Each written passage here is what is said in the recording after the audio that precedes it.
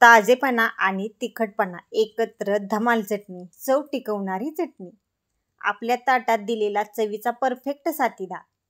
प्रत्येक घासाला झणझणीत ट्विस्ट अशी चटणी. जेवणाची चव वाढवणारी ही आमची चटणी. कुणाला जर ऑर्डर करायची असेल तर नाही तुम्ही नक्की करू शकता. गावाकडचा स्वाद चटणी तुम्ही एकदा नक्की मागवा आणि चव बघा. नमस्कार सर्वांना. शेतकरी जीवन या यूट्यूब चॅनलमध्ये मी वैशाली तुम्हा सर्वांचं स्वागत करते. माझं माहेर सातारा जिल्ह्यात आहे आणि सासर सांगली जिल्ह्यात आहे. त्यामुळे त्या पण भागची पद्धत माझ्यासारखीच आहे चटणी बनवायची आणि इकडची पद्धत अशीच आहे बरं का. पण मी बनवते ना ते चटणी का नाही माझ्या माहेरी पण खूप आवडते आणि सासरी पण खूप आवडते. सगळ्यांनाच का नाही मी बनवलेल्या चटणीची चव सगळ्यांना आवडते. का तर मला रोज वेळ नसतो ना की भाजीत लसूण खोबरं जिरं धनेपूड जिरेपूड असं काय घालायला वेळ नसतो. मग चला मी चटणी कशी बनवली हे सांगते. तर 3 किलो मिरच्या होत्या. मग त्यासाठी 3 किलो कांदा घेतला. 3 किलो मस्तपैकी कांदा असा चिरून घ्यायचा. म्हणजे कसं होतंय किलोला किलो कांदा इकडं आमच्याकडे वापरतात. किलोला किलो कांदा किलोला किलो मीठ असं ह्याचं प्रमाण आहे. खोबरं पावशर असं 1 किलोचं असं प्रमाण आहे ना. ज्या प्रमाणानुसार मी कायमस्वरूपी चटणी बनवते की नाही ते सगळं अचूक प्रमाण मी तुम्हाला आता सांगणार आहे बघा. आणि त्या पद्धतीनं चटणी बनवलेली आहे की नाही खरंच खूप खूप अशी चवीला चविष्ट आणि अप्रतिम अशी लागते. आणि चटणी बनवायची ती पण खमंग अशी बनवायची बरं का. सगळा कांदा चिरून घेतला व्यवस्थित आणि धन आमचं घरचंच होतं त्यामुळे म्हटलं चला धन आपण आता भरपूर वापरायचं म्हणून 1 किलोला पण जरा जास्तच घेतले धन मी. का तर किलोला पावशर घालते ती तरी पण म्हटलं घरचं धन आहे ती कुठं आपल्याला रोज धनेपूड जिरेपूड घालायला होत्या.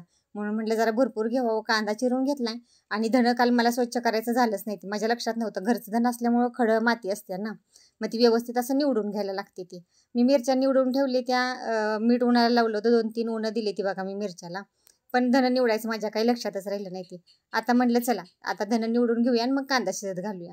असं वाटत होतं धन निवडू का कांदा शिजत घालू पण म्हटलं चला आता कांदा शिजत घालून आले आणि आता म्हटलं आता धन स्वच्छ निवडून घ्यावं. तोपर्यंत कांदा लालसर असा भाजतोय. कांदा शिजायला घातला आणि जी धनं पाकडून पुढं राहते ती नाही ती बारीक चिरीक धन आहे ती नाही ती आपल्या शेतात नेऊन 1-2 काकरी घालायची. म्हणजे कसं आपल्याला परत कोथिंबीरीला होत आहे ना. आणि आता कोथिंबीर घातलीच पाहिजे शेतात का तर संक्रांत आल्या संक्रांतीला भुगीला पोळ्याला आपल्याला लागते तीच. मग आता ही पाकडून निघालेलं धन आहे ती नाही आणि ही उगवते ती बरं का. आणि ही धन आपण शेतात नेऊन घालायचं. छानपैकी असा कांदा शिजत घातला होता. अधूनमधून म्हटलं हलवायचा नाहीतर का नाही एकदा कांदा लागला की तो गॅस फुल ठेवला होता ना मग कांदा लागेल त्यासाठी की नाही म्हटलं हलवायला लागतो अधूनमधून. ही सगळं मसाला मी काल स्वच्छ करून घेतलं होतं निवडून घेतलं होतं आणि परत पुड्या बांधून ठेवल्या होत्या.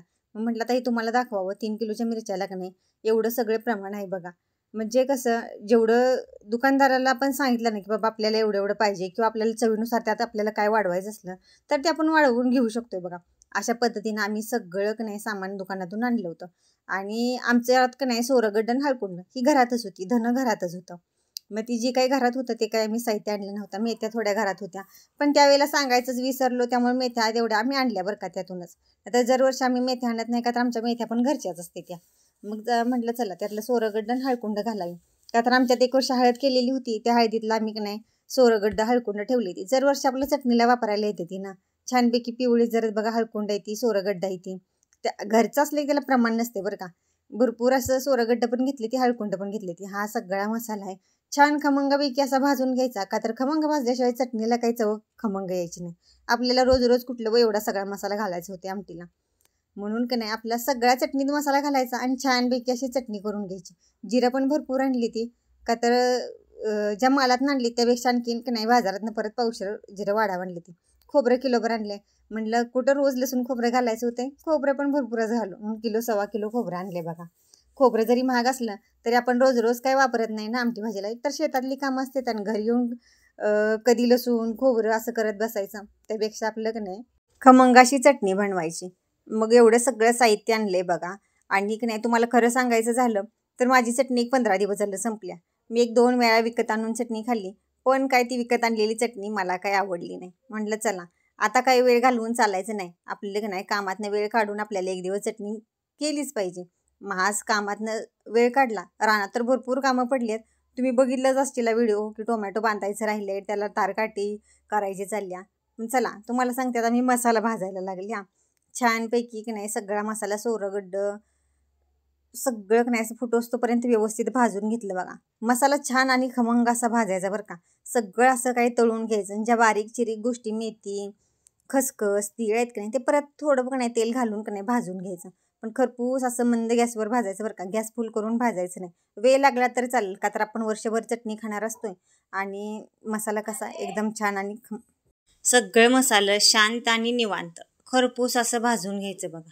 खरपूस भाजल्यामुळं काय होतं त्याला चव पण छान येते आणि सुगंध पण छान सुटतो बघा. तुम्ही पण कधी पण बघा मंद गॅसवर भाजलेला कुठलाही पदार्थ नाही छान असा लागतो.